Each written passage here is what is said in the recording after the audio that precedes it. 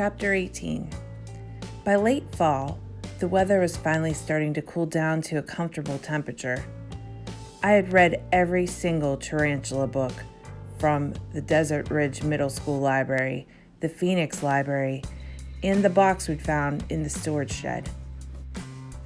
I now knew terrifying things about tarantulas, like that a type of wasp called a tarantula hawk would sting and paralyze a tarantula, then lay its eggs on it and seal the tarantula up in a burrow.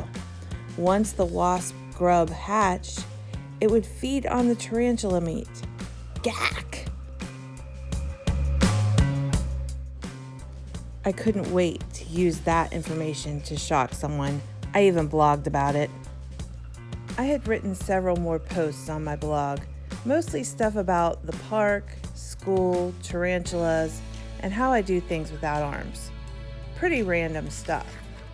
So I called my blog Avon's Random Thoughts.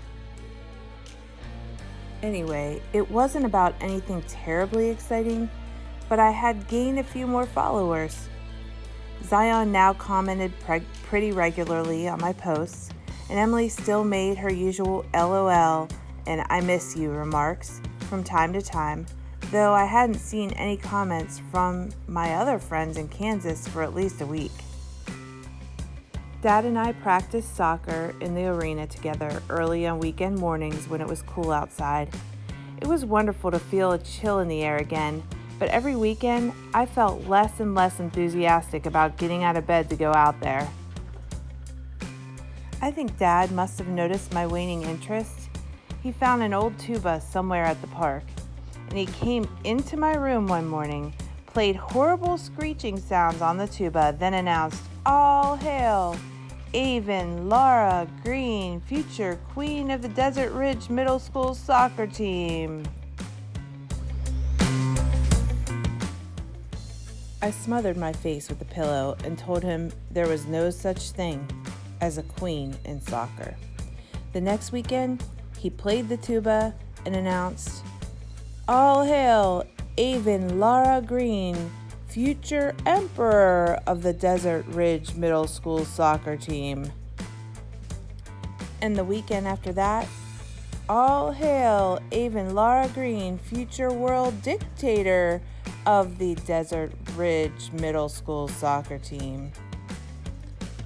Dad said the snakes would be hibernating now, so after we practiced soccer, I would hike up the hill behind Stagecoach Pass. I liked being able to look down on the park and the rest of the city, and I liked visiting my giant saguaro. I spent most of the time on the hill looking for tarantulas and collecting quartz rocks. I had quite the collection going on at home. I wore a loose, open bag around my neck so I could easily drop the rocks in it with my toes. Most of the kids at school were now ignoring me completely. I guess they were used to seeing me around by now, so I wasn't getting any more shocked looks. It was more like I just didn't exist. I sat next to my giant saguaro a while looking down at poor old Billy and Fred, endlessly hauling kids around the dirt trail.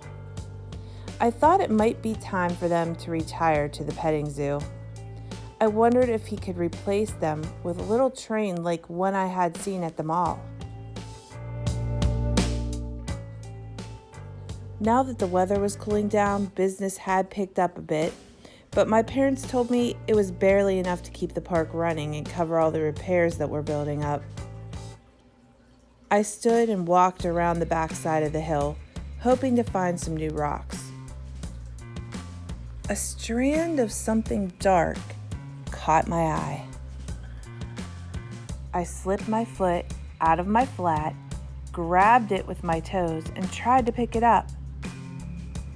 It was connected to something in the ground. It wouldn't come loose. I put my flat back on and started kicking at the dirt, trying to unearth whatever was under there. Eventually, I loosened enough dirt to to get the strand free. I laid it out on the ground and studied it. It was caked with dirt, but I could tell it had once been a necklace with a polished turquoise stone set in the dark metal. I lifted it with my toes and slipped it into my bag. I rushed home to call Connor and tell him what I'd found. After all, we'd seen that necklace before.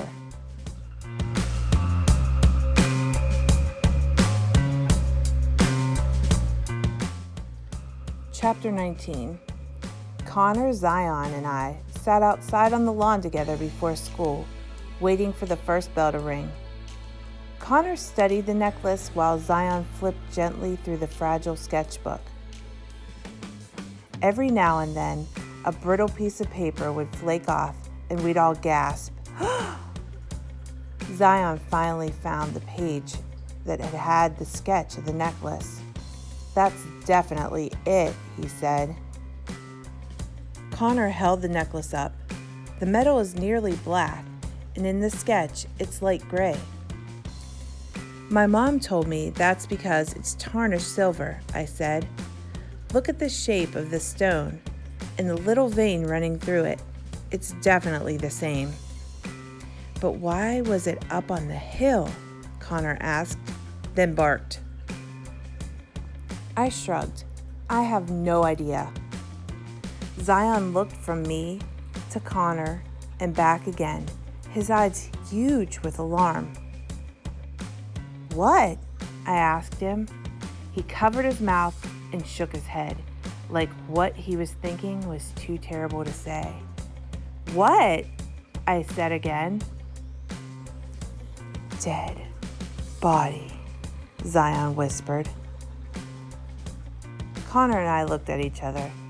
"I don't know," I said. "What other explanation would there be?" said Zion. "Someone murdered this necklace-wearing person and buried her body up on the hill. Why else would it be up there?" Connor looked at me wide-eyed. "Rodeo clown mafia," he said and snickered.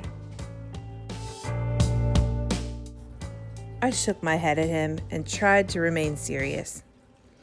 "I spent a lot of time up on that hill, and I've never seen any sign of a grave or anything." "It could have happened a long time ago," Zion said. "Maybe bushes and cactuses and stuff have grown over it. I've heard a dead body makes good fertilizer." Connor and I laughed. "That's so gross," I said. "Where could you possibly have heard that?" Zion scratched at his chin. "I think I read it in a comic book." "Oh, then it's definitely true," I said. Zion tore a handful of grass out of the ground and threw it at me. I shook my hair out. "I guess there could be a dead body up there, but you'd think I'd feel all creepy when I was up there if I was. Like I'd feel a chill or a shudder or I thought for a moment, or a tremble." Connor smiled and barked. Then, almost immediately, we heard another bark from a nearby crowd. Connor's face dropped. I turned and glared at the group of kids standing near us. Several of them were covering their smiles with their hands as they snuck glances at us. I turned back to Connor. "You shouldn't put up with that." Connor's shoulders slumped. "What am I supposed to do about it?" Normally, I would never want to call attention to myself, but there are times when my temper overwhelms my desire to go unnoticed. I stood up and shouted at the group, "Whoever's doing that, it's not nice. You should be ashamed of yourself." I sat back down on the ground with a humph. Connor and Zion looked shocked at my behavior. "There," I said. "That's what you should do." Let's talk about the mystery. what do you think is going to happen with this necklace? Who do you think it belongs to? There have been multiple instances of kids not being kind to Avon, Connor, and Zion. And usually they just ignore the kids who are saying these things. But this time, Avon kind of loses it. What does she do, and why do you think she's doing that? People respond in different ways to different situations. What do you think you would do in that situation? How do you think you would respond? Your next assignment is to read chapter 20 independently. Then, when you're finished reading, post on the discussion board.